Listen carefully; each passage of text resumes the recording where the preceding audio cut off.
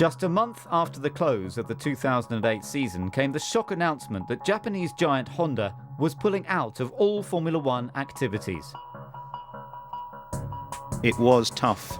You know, you're talking about a Christmas period where people really don't know whether they can buy big Christmas presents or little Christmas presents because you don't know whether you're going to get paid after March.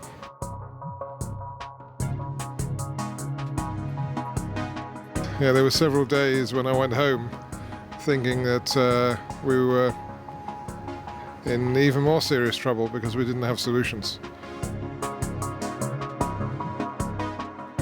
To come in every day during that difficult period and find that Ross was still at his desk, still working at it. You know, I honestly think had there been long stretches of time where either Ross or Nick had not turned up, I think people would have lost faith.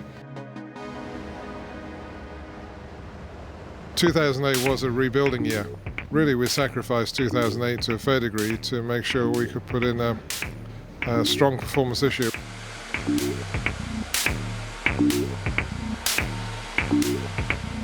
With the 2008 car, we had a number of areas which were weak, and we knew we could improve.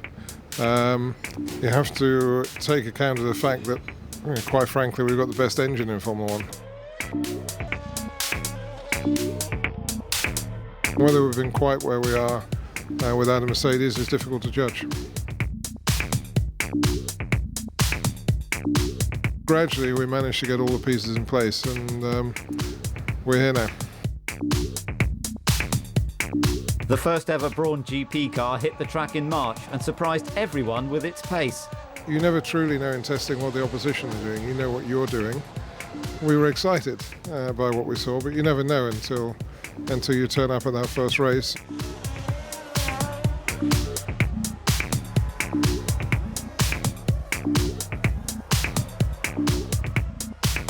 Like Ross, I've been in the pit lane for the first test of a car every year for the past 17, 18 years, and you know when the car works, you know when all the signs are right.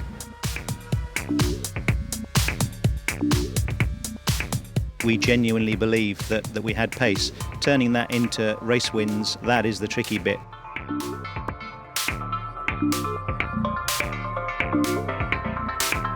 When we left those first 4 flyaway races, everyone surmised or predicted that when we got back to Europe it might be a little bit different, and we managed to maintain our position.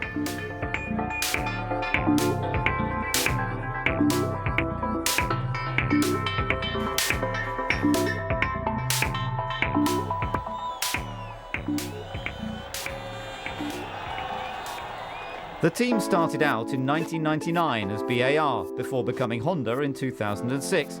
So how much has the team changed in its various different guises?